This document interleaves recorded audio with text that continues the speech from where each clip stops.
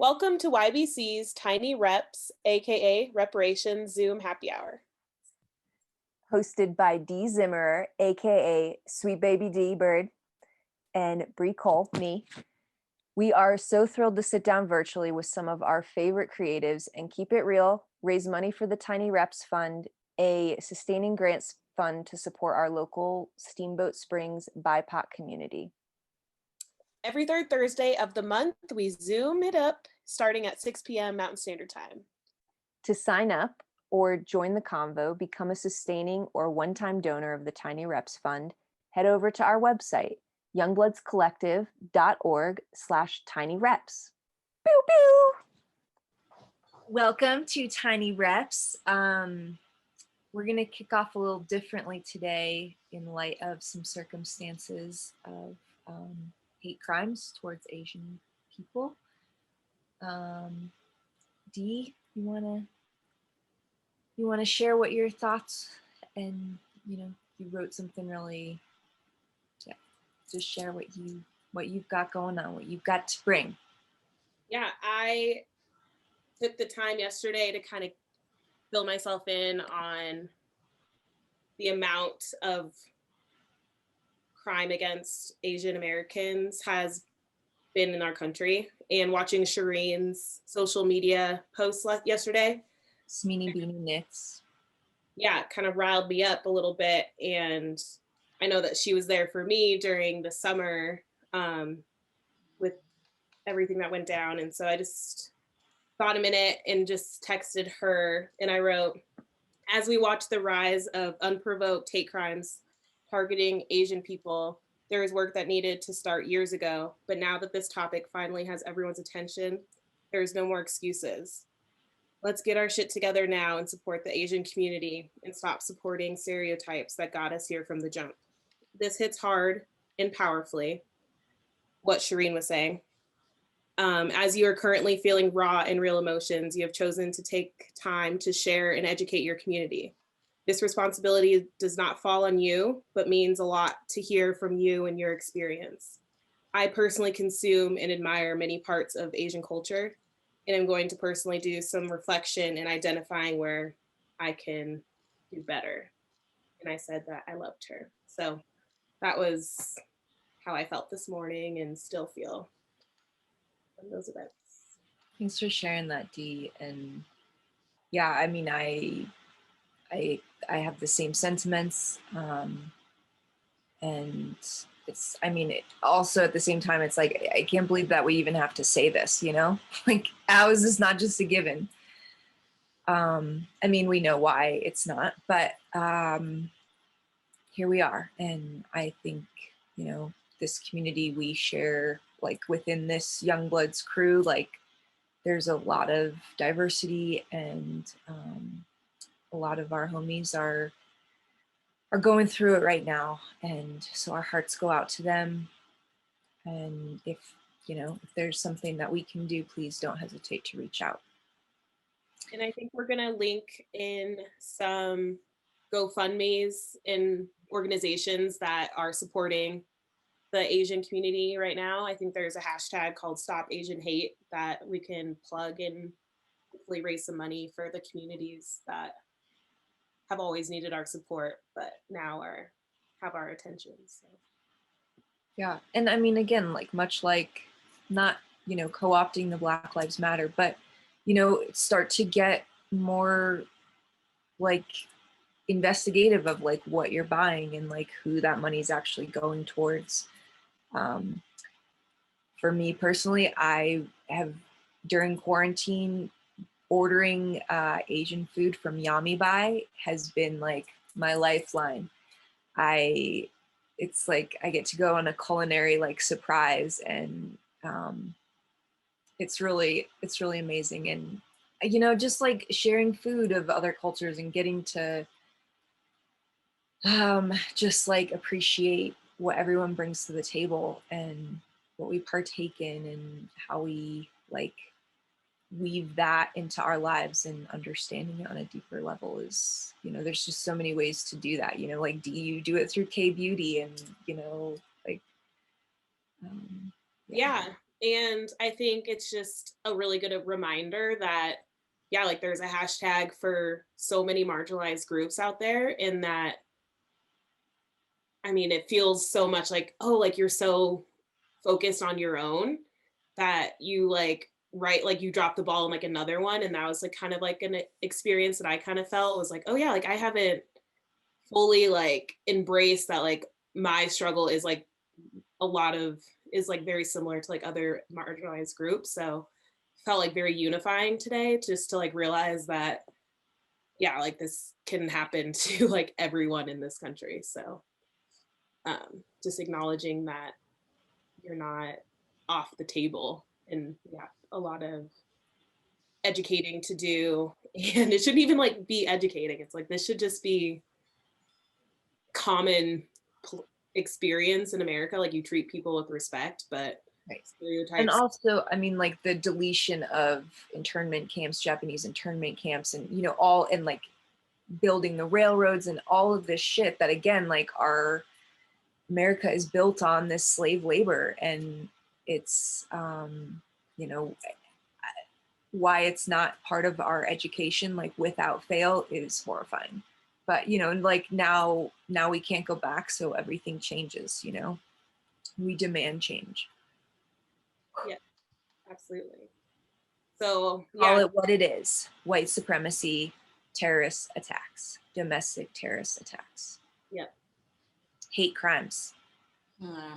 Well, I think it's very interesting that I like what you said, Dee, about like the struggles, not just, you know, amongst Black people. I think when I finally understood the BIPOC, BIPOC, I was like, that's a very fitting acronym, because I've lived in places where Asians are majorities, and I've lived in places where Black people are majorities, and I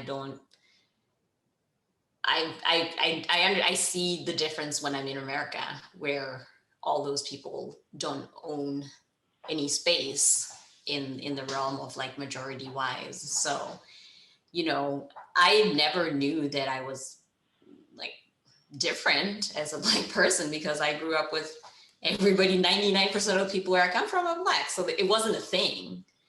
But like here, you can feel it even when you're walking around. And then now to see other people that you can tell when, you know, you exchange those looks of like, this is getting uncomfortable for us. And it's like, oh, wow.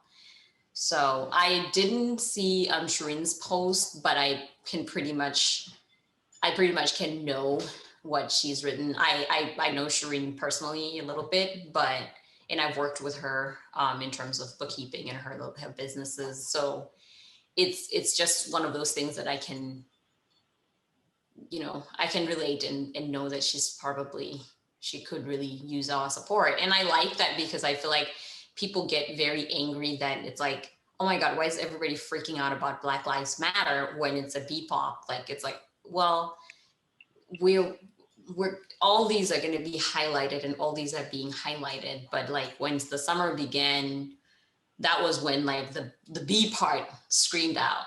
So now we're in the parts of the other color screaming out. And then, you know, other injustices are still going to come out, the Latinos, and learning all those words as well, as in like, you know, there are words that people use to refer to certain people, and people like me who I didn't take history, and I don't know a whole lot about, you know, the Latino or Hispanic, or, you know, those, what are the proper names and which ones are derogatory. It's like, it's a full lesson, but it's so hard to find that information because, you know, you're only taught what you hear from word of mouth from other people, and then posts. And then, you know, I like to say the SEO for the right information isn't quite as strong as the SEO for the wrong information. And Devin can understand much on that. You know, you just can't read enough about the actual things than what you're supposed to see, which tends to be the wrong stuff. So, but yeah, I would love to support if you guys have those links. Yeah, I'll put them up. Mm-hmm.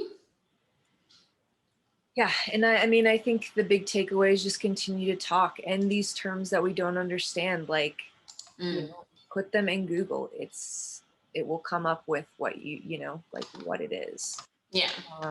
And, and the same goes for gender stuff. Mm. All of that information is readily available. And the more we keep having it in our dialogue and having conversations with family and friends and coworkers, it's, we change our language, we change our ways. Yeah. No, you're right.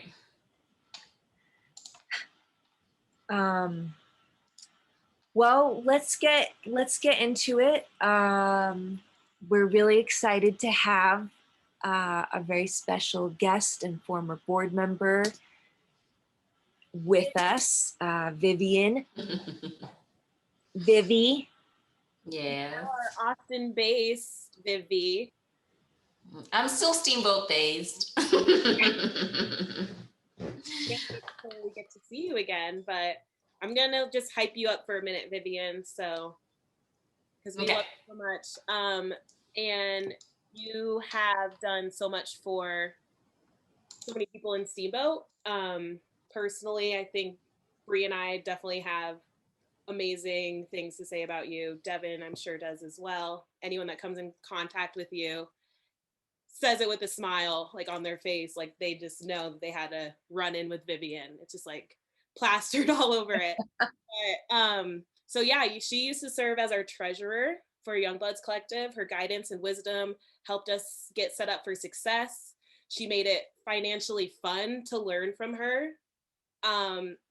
She takes an approach that is very educational and impactful, but you don't leave in tears. Like, you're gonna be okay from the experience, because I know as creatives, numbers are a little frightening. And so Vivian's approach is just what you need. She's like your hype girl. She's got a toolkit that you will see success and have like a very clear roadmap of how to like run your business. So I definitely have appreciated Vivian on my bookkeeping side of life, making me feel so much better about myself. So yeah, her great attitude, and she is our Bucha Bruin mama.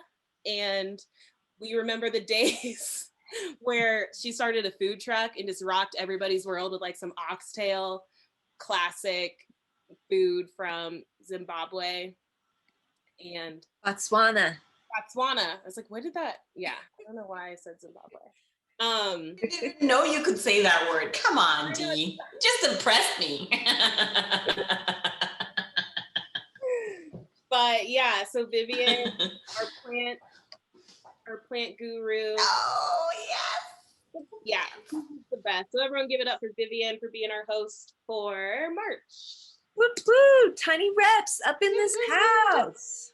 And just to recap for people who might not know what Tiny Reps is, every month we do this Tiny Reps happy hour. We have a different creative, ideally with ties to Steamboat somehow, or Route County, the Yampa Valley.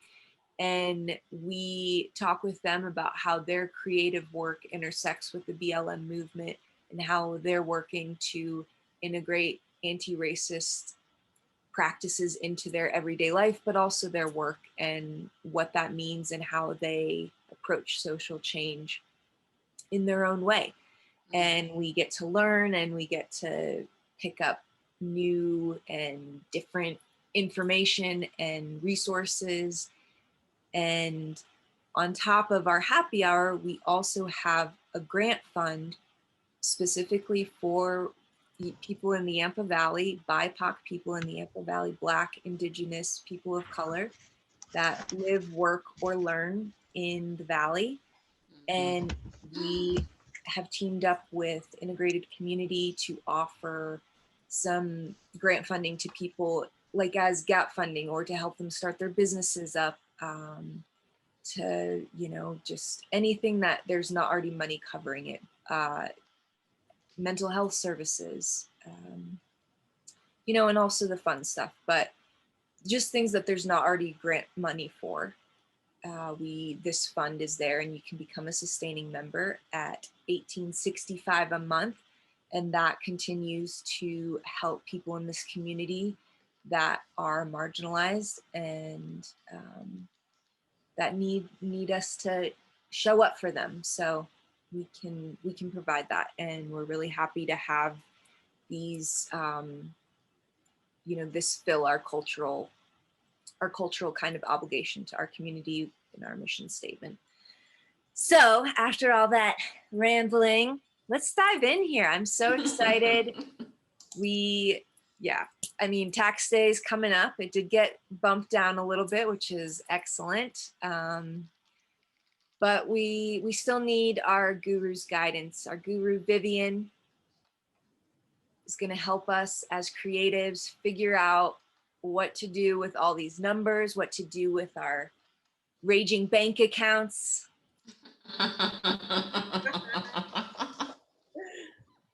And how to do it the right way to start with, so we don't some IRS entanglements. Yeah, that's the term, the raging bank accounts. I like it. If we dream it, it'll happen. Dream it, it's already happening. Yes. Yes. Yeah. So, the deadline has been moved to May 17, which is nice. I'm glad they didn't go all the way to July, because that made for a really, really long year on our end. And the more time you give people, the more procrastinating they do. And it really makes my year much, much longer. So if it were up to me, your taxes would be due by the 28th of February and no day later. But I'll take April. Sister, stop laughing. Yeah. So before we get into your business savvy tax ways that we need, we want to of course address the BLM movement first. And I'll hand it over to Dee to kind of get us into that and see what you've been doing. Yeah, Vivian, you moved to Austin during the pandemic, right? Like what month? That we're still in, to be clear. What month? That was still yes, still the same pandemic. Nothing's changed. What month did you end up moving? I left July 31st. Okay, so was that like right when the George Floyd, like a month after George Floyd? Yeah. What was that experience like in Austin? There was a few protests in the city. I know at Congress there was I don't know what they call the big building.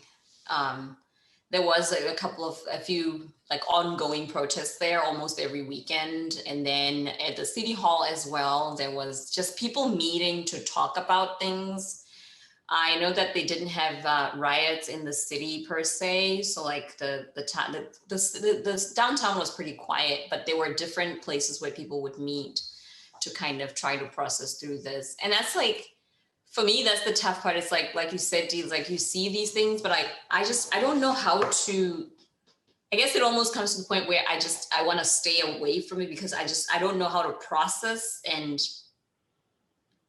understand, and also not having access to just a lot of people that we're all affected together to kind of say like what are we feeling collectively kind of thing, and what do we do with this as a group of people. It was really, really hard for me. But when I was in Steamboat, a lot of people really reached out and said, hey, we understand, but it was still coming back to like I said, I'm a majority where I come from, and to be here where now I'm flipped to the side of a minority, then it's kind of, it's very, very hard for me to see what's happening and really feel my feelings, because it's just like, what really? I'm just imagine, I'm like, back home, this is not something that like, what? So I feel like I even when I was in Steamboat until I got even to Austin, I was just on the like what's going on? Yeah, and I feel like that probably makes a lot of sense, because now that I'm thinking about it, like the rhetoric is like African American and you're African.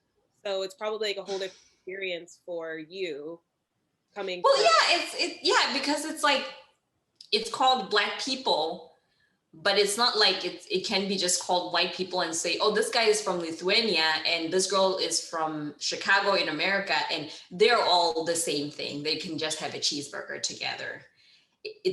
That's not what happens, right? You're like, there's though in that culture, there's a difference. There's Eastern European, even if you'll go there. But with us, it's like one slap stroke, just like Black. And then you and I grew up in totally different worlds. You are African American, I'm African. You grew up in the United States. I grew up in Africa, back in Botswana, where I don't know what it's like to be an African American. I don't know. But then when you're trying to process these feelings, then it's kind of like puts you in that spot where you're just like, what am I? Like, yeah, the form is going to give me Black/African American, but this person and I don't really like, we have the color common. That's about it. So and I guess in America, that's all that is surface level to the majority, is just colorism, and we're Black and we're in the same camp. And then when they experience us having different experiences, like, wait, like, how do you guys have different experiences? Like, you're both. And so, yeah, that's like a whole dynamic right there. Like a layer. Yep. That's what was hard, because I was like, I'm reaching out to my African American friends, and I reach out to my other African friends, and my African friends are feeling like me. They're like, whoa. And then African Americans, because of just the resilience that's been built, and just this has been ongoing for so long, you're getting a different feel from what they're seeing. Like, we can both watch the same movie, and they see something else, and I will see something else. And like I said, I can't just say everybody sitting in front of me is white, all because it's somebody who's from Russia and somebody who's from, like I said, Chicago. It's like, I'm not going to have the same expectations for those two people. And I should not just say they're two people that are white. I'm hoping that Russians are called white people too, but I don't know. But now, like, having a little baby boy, has that identified now that you have an African American like child as an African? Well, that's another thing too. I guess maybe that goes back to also education on like who is African. I mean, my son is a Botswana American. Okay. If I could say, like, people are German American, they are not European Americans. So this goes back to, this is the difference between certain people are given a continent to take as something they are called, and then other people are given a city to be. They're New Yorkers, and then they're Africans. Do you see how this is very specific to you in New York, being raised in Harlem? I hope that's in New York. But with me and with Africans, nobody wants to learn where we come from, because it's easy to just put us in one big continent and call us Africans. We have the North, we have the South, we have countries, we have towns, we have cities. But that doesn't matter. Don't pay attention to that. Just call them one thing, and it's African. It's like when you meet another person and they say, oh, you have to meet my African friend. And I say, don't ever, ever refer to your friends from Africa as your African friend, because that is wrong. I don't know where they're from. You're thinking that me and this person should automatically know each other, like we've run into each other in Africa. That is not a thing. You don't run into somebody in Africa. Where? So like with my son and raising him as a Motswana, who is an African Motswana, it's that educating people as they get to know us, where I'm like, you're not going to tell me that you're from Brooklyn. Just tell me that you're from the United States, and then I'll tell you that I'm from Botswana. You are going to equate our level of information about each other. Don't go too far about who you are and then stay on the top of who I am, because that's wrong. That is why we end up being called Black, because nobody wants to care and find that you're from Uganda, which is, oh my God, millions of miles from here to another continent from where I am from. The food, the temperature, the water, everything is different. But nobody wants to look at that, and you're not supposed to be taught that, because then you need to be able to put a blanket and call it all Black. And then there's other Black people who live in France as well, and it's like, there are Black people in other places. But if you just say Black, then somebody speaks French and you speak English D, we're still not, it's not the same. So that's why I like to make that example of like somebody from East European or Lithuania, whatever, and then somebody from America. If you want to introduce me, just say I'm from Botswana, and then you can say you're from the United States. Don't tell me that you're from Brooklyn and then me from Africa. That's very disrespectful. But with my son, I'm trying to teach everybody who gets to meet us that we are from here. We speak a language. We are from a different place. We're a place of majority as well. And we get it that you're not, we're hoping we will teach you this so you can go teach 5 more people that will teach 5 more people. And then we will keep growing it as 5 people like that. But that's the best that I can do. And I'm also meeting with other African Americans because I realized, in Steamboat, it was you and Shanae. Who else? Oh, Alex was there for a little bit. Yes. I'm not even filling my hand yet. I'm at 3. Does anybody know anybody else I can put here? So this is how many African Americans I was exposed to living in Steamboat. Only 3. And Shanae came in and left. Alex came in and left. Dee stayed forever and is still there, which I'm like, hold the ground, girl. But still, that doesn't teach me what you guys know about this country. I can't learn enough from just 3 people. Like here, I'm investing a lot of my time in meeting families because I want to learn. I want to get to meet Black African American men who have families, who are in school, who are in college, because I need to know what are the stories, because I can read stories of somebody was crossing the road and got hit by a car, but it's a name and a number that I can't put anywhere. But when I get to know these people, they have parents, they have grandparents, they have cousins and nephews and nieces, and I get to see life happening instead of, just like one headline and then one spiel and that's it. It goes on. So that's what I'm trying to invest in right now, like finding people, making those intentional connections and actually learning about each other, because I really want Tatsi to grow up knowing that he understanding that he can run into somebody from Ghana and he can run into somebody from Louisiana and they're both going to be Black, but he shouldn't think that automatically they're one person, because they're not. Yeah, well said, Vivian. You definitely taught me a lot just in that one conversation. So I really appreciate you going into depth about that experience for you and how we can all just break down like conversationally so much more than we do naturally. So that's and I think that you get to do that really easily in Austin, but we have opportunities in Steamboat to do that. There are people of color here that should be treated with like that we should like get to know and not just brush it up. That's really great. I would love to have known more. I know there was a few women that had kids there, but I just, everybody huddles up in the winter, and then in the summer everybody wants to go into the nearest slope or trail, and it's just like so fast paced that I'm hoping here it'll be a little different. Yeah. I wonder, we asked one more question. Since like Black Lives Matter movement, have you noticed any like beneficial kickback financially in your business that people are looking to work with people of color now more than before, or is that worked in your favor at all? Since I lived in Steamboat and 99.9% of my clientele was white Americans, then here I am intentionally finding other Black business owners. In Steamboat as well, like there weren't really many business owners who were Black. I don't even know any except for you.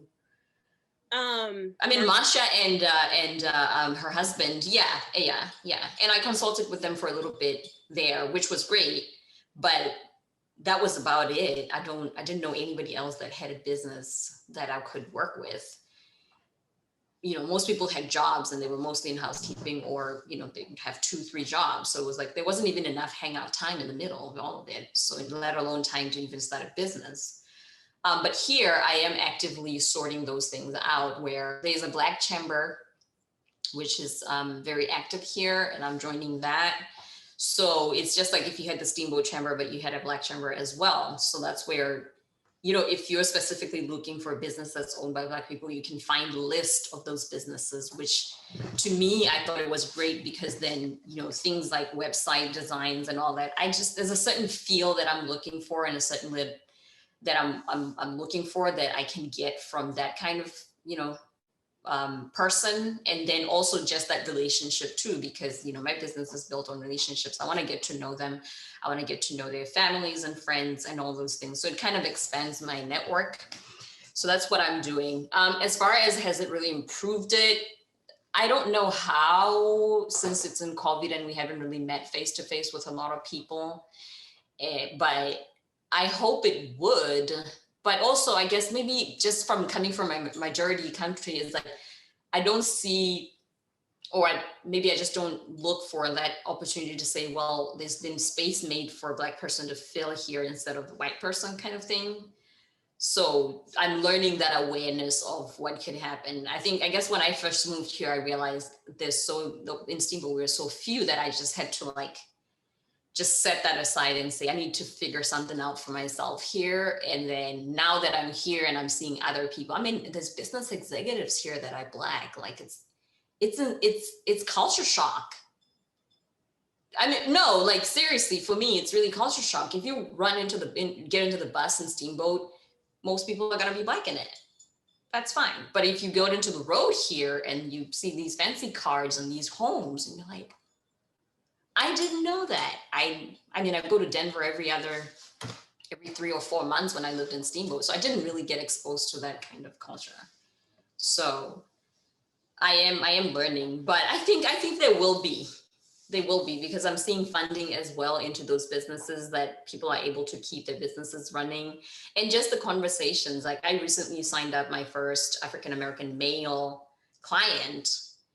And it, like I said, it's full on culture shock. I feel like I want to hang out with him because it's like, can we just hire somebody to do your bookkeeping and I can just visit as a friend because I just want to get to know you. I want to know so much about what's happening in your life, and also just talk about those things too. Like, what did you see when this happened in the George Floyd case? Like, you're going to be going across the road tomorrow. You're going to have to go to a 7-Eleven and buy a soda. Like what's happening? Those are the things that I'm trying to understand for Tati as well, because I don't know when I send him to school, do I have to like go send him with a camera and watch him all day? Is that how far we need to go? Do I just have to hope for the best? Like, Dee, how were you sent to school? It's just so many crazy things that I think. And then I'm like, okay, I need to just like dial back because I don't want to freak myself out to that point, because otherwise I'm never going to let him out the door. Yeah. But no, I totally get that. I had a whole different situation growing up, so we can chit chat about that. But yeah, I know. The thing that my parents were worried about was just making sure I was in spaces where I wasn't the only like Black person. Yeah. I think as long as you're like making initiatives to do that, you're gonna be good. Yeah. So you're on the right track for sure. But I think we answered that question pretty beautifully. Bree, do you have any other questions to? No. Nailed it per usual. Cool. Yeah, let's get into Bantu Consulting. Yes. The people's people. We did ask a couple of these questions, got wrapped in. Your big thing, I think, and Dee also said, is just that you make accounting and like the business side of creative endeavors less scary. And I think like more accessible, and you help people to think about things in like different terms so that it's like relative for their lives, and like how can they apply it without, like that it's an easy thing to ingrain rather than like a whole other thing to do. Right. What do you think some barriers to entry are in starting a creative business? Like, what are your top things that you want to debunk and like help creatives kind of get over that hurdle of this doesn't need to be intimidating? what would be your like advice, or what do you see the most of like hurdles? I think the most that I see is that I would say on a more mindset or emotional level, creatives tend to think that art is not business that they can sell and make money out of and live off of. Like they enjoy making just a few things and just like that they get stuck with, I'm creating and the house is full of paintings, but they don't know the next step to say, okay, how do I let this beast out the house and give people an opportunity to share with this as well? Which also on the flip side of that is just the money aspect of art being something that's so close to their heart. They don't want to put a price tag on that because to them, you know how people say art is priceless, but it's like, you got to give me something to put on the checkbook, something, you know? Yeah. So it's, I think the hardest part is pricing or saying, putting themselves out there to be bought. I think they feel like it's because it just because of the creative process of making something that is so original, they feel like that piece of art is themselves. So like when you don't want to buy it, it's painful. So they don't want to put it out so you don't hurt them. But it's like, no, it's the art itself that maybe somebody didn't appreciate and didn't buy. So I think I run into people that don't want to get into doing it as a business only because they just are afraid of failing. Because they feel like if they fail at selling it and making it a business, then they're going to, maybe their creativity is going to not feel like it's fulfilling as it was before. Ooh. I mean, yeah, I mean, I think that's very real for some people. I'm grateful that's never really, I'm like, everything has a price. I'll sell everything, you know? Yeah, no, some people. But I mean, I think that also like, comes out of like a need to monetize like the work you do, you know? Recession, having an art degree, like no one's going to employ you. So you've got to sell it all.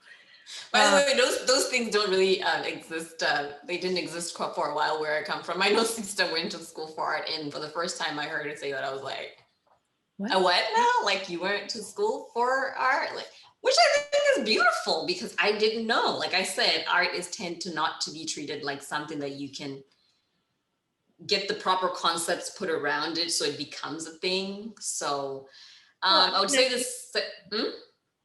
Like there's that just tropey bullshit about starving artists, you know? Yeah, it was like, that was my second point. I was gonna say artists don't have to be poor. yeah.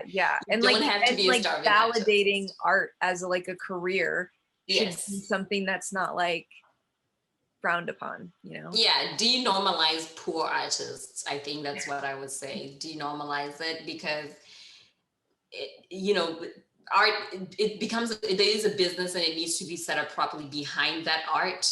Just like, you know, I think maybe I like to like it to like the business of like interior design kind of thing. People think, oh, just throw a couple of pillows and you fluffed it and you're good. And it's like, there is so much that goes into that if you're not running a business, then you're not really addressing everything that can happen. You know, you're going to need to market your art. You're going to need to have some bookkeeping, that you can get loans as an artist to work on your business. But I feel like artists think, oh, I'll just use $20 I get from working at Walmart and keep my art going. Or I'm going to do espressos at Starbucks. It's like, no, you can still think like somebody who's trying to build an airplane about your art.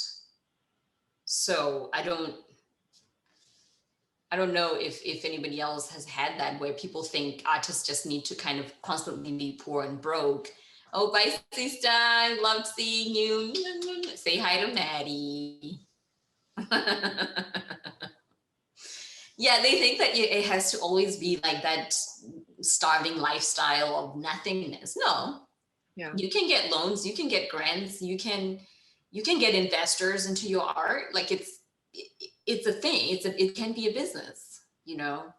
Yeah. I mean, I think that is like so much else that has come out of the pandemic of, you know, artists are creating all this content and like keeping us all going. And, you know, that needs to be valued as such in our societies. We need to stop tamping out creativity and artistry and seeing it as a valid form of a career choice, and like that will make you money.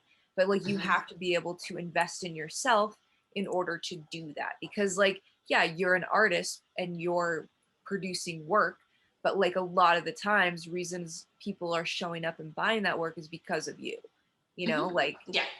So, you know, having that have actual value and cachet, and finding out how to like monetize that, monetize your time.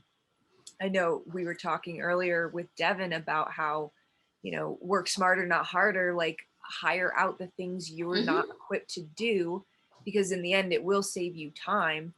But yeah, like finding how to like normalize that process and Yeah. not be intimidating or like have imposter syndrome. And that thing about hiring out as well is the same. It's like, if you're an artist and you're making whatever craft you're doing and you need to sell online, like get somebody to do the parts that you don't like, because first it will speed things up. Devin knows how to write and talk about your art from what you think and put it together to where somebody can actually just go ahead and buy it. But you saying, oh, you know what, I'm just going to hop on Squarespace and slap a couple of pictures for my cell phone camera. It's like, okay, that's fine. But still, like, there has to be a time where we move into the bigger, you know, the big girl playpen or big boy playpen, rather than staying in the sandpit all the time, which you can do and dabble around with Venmo and people buying things for like $20 from you. But once you start to grow into something else, you want to step up. I think maybe it's the imposter where they don't want to be professionals because they're artists. It's like there's this, it's almost like you're telling them they're going to have to wear a tie now, but it's like, no, you're not going to have to wear a tie. You're not going to have to, comb your hair every day. It's fine. You can still stay artsy and fresh and all that, but you still need to be able to have some administration done at some point in the day. So, and I think what I'm learning, because I'm embarking on this, like investing in myself and doing my art as a legitimate source of income. And it's like, once you decide to like, no, I'm investing in myself and like, I'm gonna have to figure this out. But I'm like, I want records. I want tracks of like where I started, where I'm going, how it's gone in between. And, and so I think there's like, once you really are like, no, I'm going to do this, hopefully there's this moment when you're like, I'm invested to like learn the back end of this, because I need to know in order to understand how to grow, how to make this sustainable, how to scale it, how to, what do I want out of it?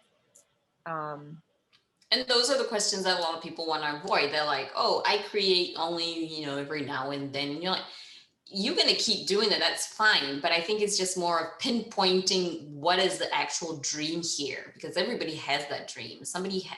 We all have a plan somewhere, even if it's a small plan, but there is something that you want to do. You feel like, you know what, at the end of the day, in a year, I want to be able to go to Moab 3 times. I want to ski my winters. That is a plan.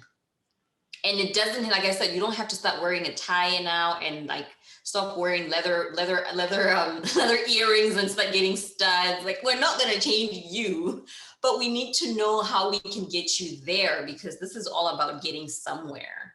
And if you're having a part-time job, you're a server or you're a sous chef in a restaurant, and you're like, one day I want to get out of this game and my art is not getting enough of me. Like, I have clients who we've talked about this whole thing where they have a job and they're running a business on the side. And I'm like, there's going to be a time when I'm going to have to make you choose, because you can't give 9 to 5, which includes 10 to 2, your most productive hours in the day, or even time when banks are open, or when you can actually talk to people in the offices. People in the corporate world are not going to change the rules because you want to only do your art at midnight.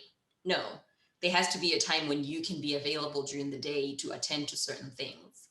So then that's where we talk about, okay, you're going to have to one of these days figure out what the plan is, and then we need to find steps to get you to the plan. We're not going to change your artsiness or whatever the direction that you are just going, but we need to be able to get there. We need a plan, some sort of a plan. You don't have to sit down and write a business plan all in a, like a rigid document and go get it notarized or something. Well, that brings us to what are like your top 3 things that you want people to know before they start to think or plan for their business? What should you go in knowing? 3 things. Well, I would say first things first, it takes time to learn things. I don't know if it's just a Western culture thing where everybody thinks they can just drop on top of something and Google it a couple of times and know it. It's, like we started crawling and then we walked and wobbled and fell and then things got better. So it's like, even with running a business, you're going to learn. And it's not, business is like daily, weekly, monthly, quarterly, annual. Those are timelines that give yourself grace to learn things. And like you said, tracking and writing things down, you're actually trying to figure out if this is something you probably need to delegate because it's hard for you to learn. And it's okay not to know how to do certain things. I think that's the big problem, is people just don't want to learn and figure out how to get all that knowledge needs to be learned. And it takes time to learn it. And it takes time to change certain habits from what we were taught prior. Yeah. So that'll be the first one. And the second one, I would say you got it. If you're creating art and you like what you're doing and it fulfills you, which a lot of people have 9-to-5 jobs and they're not fulfilled. I think for me, if you can check the fulfillment box first, we can make sure we make your life work around that fulfillment. But if you are in the high of a career that you don't like, it's hard to drop you to go find that fulfillment into something else, So it's just that thing of saying you things can come together. We just need to know that you like what you're doing, you're willing to put in the work, and then just get to it. Don't stop looking at other people, what they're doing or where they're at. We always get just one side of the story anyway, so you don't know how long it took anybody to do anything. And then the last one, art is a business. It's a business and it needs to be run as a business. Yes, you can enjoy a few trinkets on the side as you're doing it, but there comes a time when you need to know that it is a business and it needs to make a profit. And then other things in your life will follow it as it grows. Like I've had clients who, like I said, has a job or in a business. And I'm like, you're hovering about this revenue and profit. If you want to tip over, you might have to let this job go, but this is not probably going to be sustainable for 3 months, or you're not going to be making as much profit in 3 months or in 6 months, but you're building at something. Remember, we have a plan. So yeah, wow. I would say those are the 3. Amazing. Jules. Really. Yep. That's Vivian for you guys. She just knows what's up. She's going to help you out. She's going to lead you to success, and you're going to leave with like so much more insight and feel empowered. Yes, that's what I wanted to do. I want to empower people to recognize that they can do it, because a lot of people give up when they think, oh, I don't know what to do with this. And it's like, no, you just need a little bit of a nudge and you'll be fine. Amazing. How's that? Well, let's head into some rapid fire, and then you can finish us up with telling us a little more about how to get in touch with you if people want to reach out to you for your expertise, and we'll put some links in the chat too. Dee, you want to kick us off on rapid fire? Vivian, what would you say your highs and lows have been since Corona pandemic life? Lows, I think it's just seeing people. I want to dance, and there's so many dance places in this town, but it's like places that closed. But yeah, I just want to be outside and hang out with groups of people, get to meet people. And that's kind of the missing part. But I'm okay because, shortly after having the baby and getting the pandemic, that contributed to the highs of that, because I get to spend so much time with him, and I got to be home longer. Johnny gets to be home with him. We're watching this little boy grow pretty much on a daily basis, and we don't have to struggle with the logistics of that. And then the other ones is just the move to Austin, which has just been like, It's warmer here. I mean, look at what I'm wearing. Yes. There's no snow on the ground. We had a snowmageddon for like a week, which to me, I was like, this better leave. Like tomorrow morning when I get outside, this better be gone. Better be gone. This better be gone. Otherwise, I'm moving again. I'm going to Florida. Florida. I did not sign up for this. Anyway, yeah, moving here. And then just like I think the ability to connect from our own rooms and houses, COVID has made us not be able to go outside, but I think it's also kind of increased the space and time that we are at home, be able to cut it up to talk to multiple people. Like, I could drive 25 minutes from my house to Dee's house and hang out, and then drive to Bree's house and hang out, but we could just get on a Zoom and talk. So it normalized a few things that made life a little bit easier. Some of the things I don't like to do, like running around stores and all that. So it's like, I'm like, I don't feel like wearing a mask. That way I don't have to go to the store. Yay. Brewing has been great. There's tons of kombucha to be drank. So it brews really, really well. I don't know if maybe I'm happy and it's happy. Happy mothers together. Happy mothers, happy babies. Yeah, I think that's that. Yeah. Ooh. The booch, yeah. Booch. We're soon going to be brewing this and sharing it with people. I have probably 15 or so of these bad boys. So We're so lucky. What are you going to name it? I'm trying to work around somewhere booch. I don't know, your mama's booch or... I almost went to Hoochie Mama, but I was like, Tom would probably kill me. Hoochie Mama. I might say Boochie Mama. So Hoochie Mama. It'll be close, but not Hoochie too Mama. close. Yeah. So well, speaking of food and snack and drinks, what's your nostalgic 90s favorite libation or snack? Oh my God. See, well, I guess... Did you mark that? You didn't mean to. Well, the hard thing about that is I'm not from here, so I don't have the same food. No, and we want to know what it was for you. I don't care if we know what it was. The 90s. What was giving you the sugar highs as a kiddo? Yeah, like 5th grade. What was like the food? 5th grade Vivi snack or candy. That was 99, baby. Oh my God. There were these candies that we had. It's so funny. We like to talk about them. Nowadays, things are coming up on Facebook, because back then we didn't have Facebook. And it's just like you'll get like a million comments on like a piece of candy somebody found from back when we were kids. And it's like, oh no. Nobody has a picture with that piece of candy because we didn't have cameras then.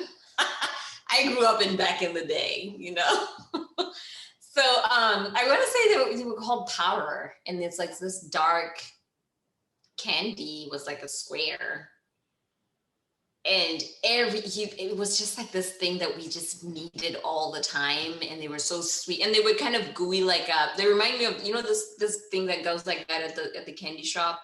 It's like they stretch the candy. Oh, fruit by the foot or something? No. Oh, taffy. In the mountain towns, taffy. Yes, it was a taffy. See, I'm not from here, so I don't know what all the candies are called. I only know Cheetos. Cheetos. Love it. Well, what was the flavor? It was like sweet, fruity, or like chocolatey? It was sweet. I still can't tell what the dark thing in it was. It wasn't licorice. It wasn't, but it was just this. I'll look for it and find it. Like I can taste it.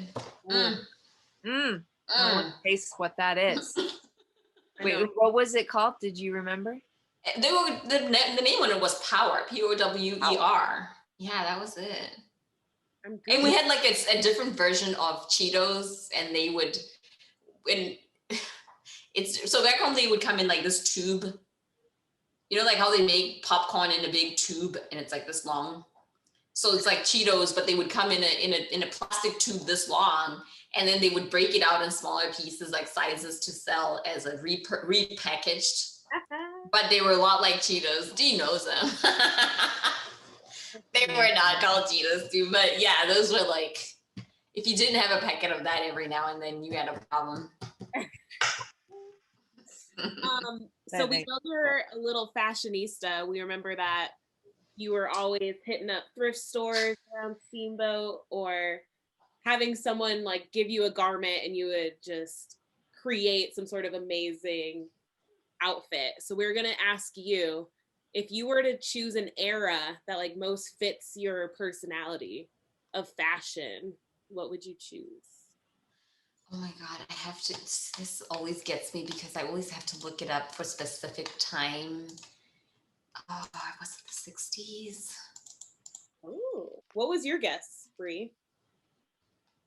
Oh, I don't know. I kind of didn't have one. Let me just look it up and see what it was. Style, but now I'm very curious. 60s, I could see like Botswanan 60s. Why do I always mix this up? But it's more of like the high waist era and all that. Like but yeah, and the big dresses. Well, right now I'm looking at the 50s fashion with the, like the thing that goes underneath the dress and it goes like this poofy dress. Swing dancing and all that. Like those are some of my favorite things. I think it's mostly because I like covered up. As much as like I like to, like I usually wouldn't be like with that, just I'm more comfortable. As crazy as the outfit can get, I always usually have my shoulders, my shins and all that covered. It's just a preference I've always had. I've had a lot of people always be like, oh, you never really wear shorts and stuff. And I'm like, because I can turn it up without. And if you look good in them, that's great. Like wear them. I just don't feel that comfortable. So I like big clothes and more stuff. And then I'm cold a lot easily. So if I'm readily dressed, the chances of me freezing because it's like 58 are very low. I'm more of a 72 and above kind of temperature person. So yeah. I'm with you. Yeah. Nope. Mama don't get cold. Mm-mm. Well, why in our last few minutes, would you mind telling us about your biz, where people can get at you? Give us all your deets, girl. Well, you can find me at bantuconsult.com. The business is Bantu Consulting. And there is also a link there. You can book, anybody can book a 15-minute free consultation where we can just chat about what's on your mind, what are you thinking, what do you want to do, and see if I can help. I'm also on Facebook, Bantu Consulting, and then just Vivian Africa Pule, I believe that's my current name in there.